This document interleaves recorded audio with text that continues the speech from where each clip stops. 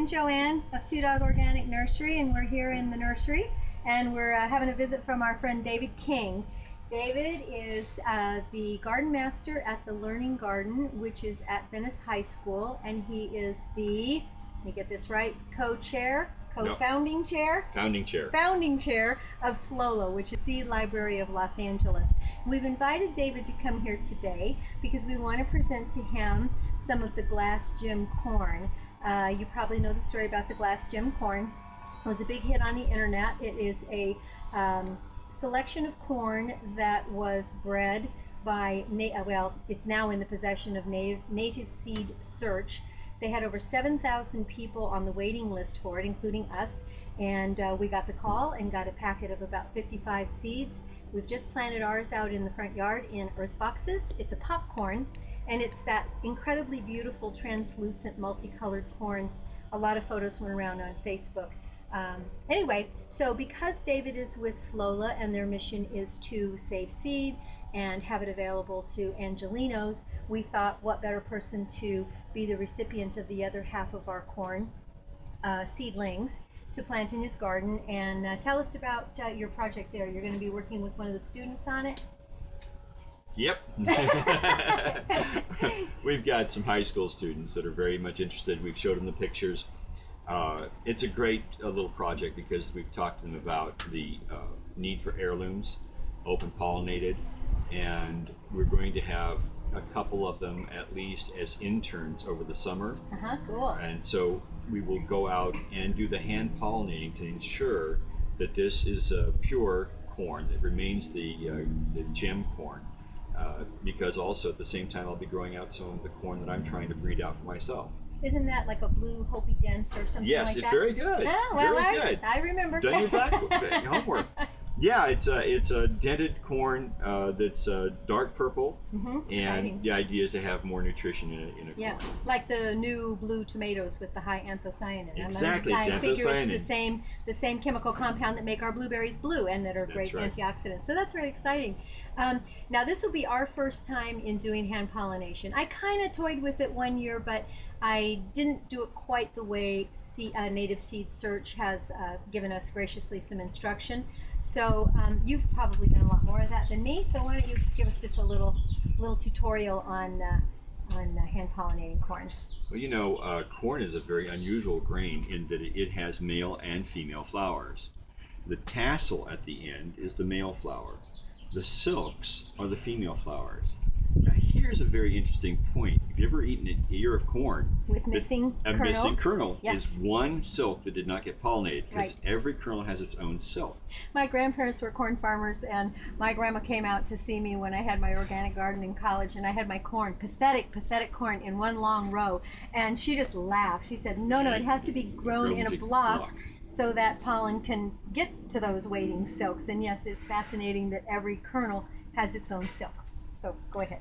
Well, so the first thing we have to do is, as the silks come out, we will go along. There's a certain waxed bag that they sell, right? And you slip that over the silks so that errant pollen can't come along and hit them.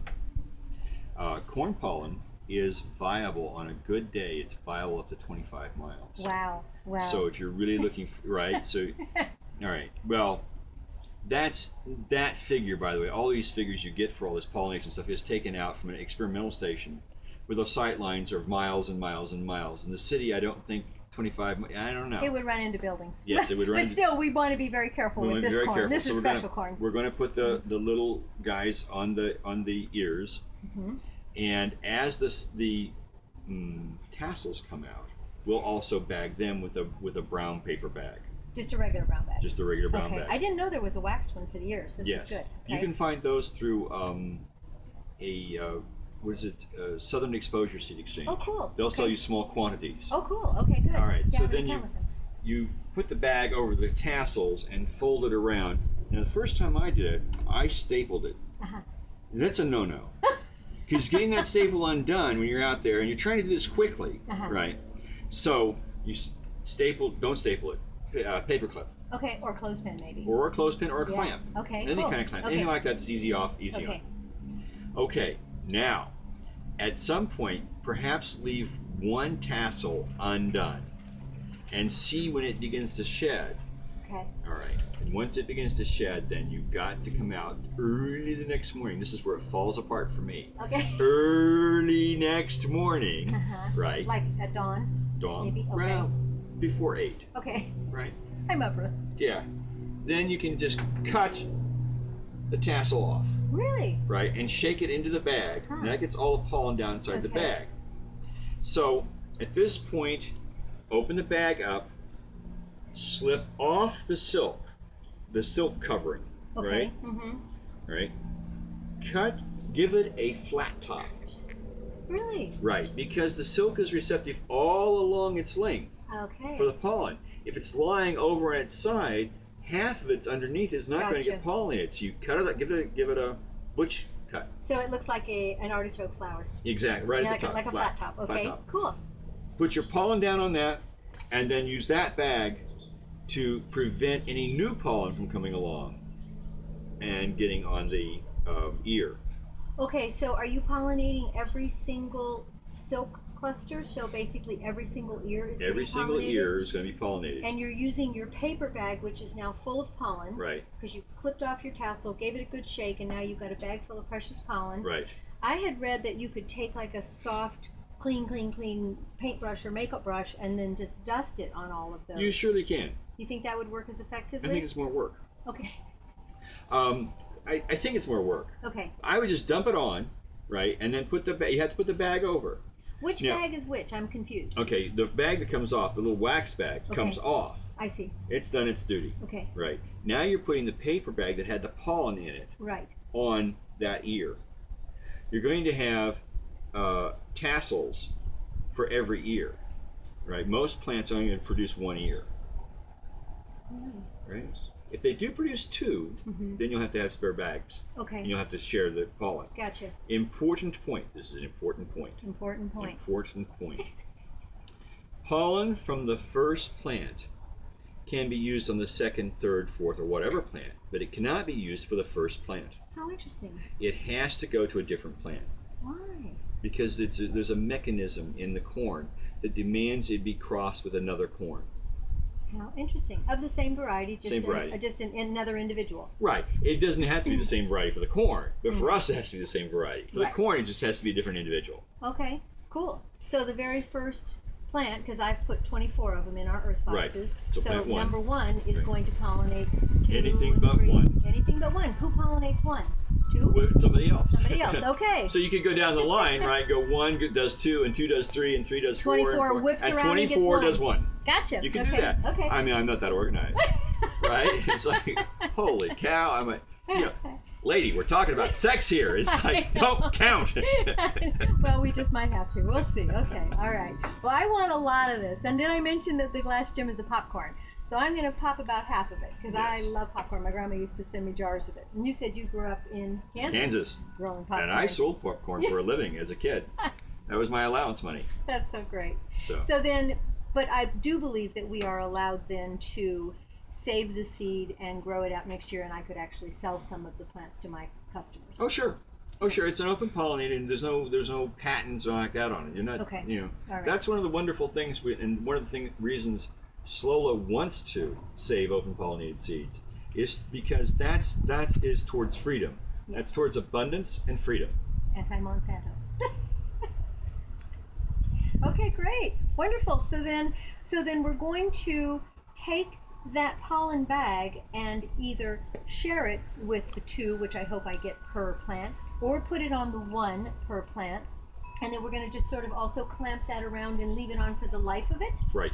So it seems so weird to me that it would be in this dark bag and not receiving the sunlight, but I guess that's what the foliage is going to do. Right, and the plant, photosynthesis. There's a lot of plant out there. Exactly. We're not bagging the whole plant. That's right. So, but the thing of it is, once you know it's taken, you could take the bag off. Okay. Right, and it would be more attractive. Except that if my neighbor is planting something else, we don't want.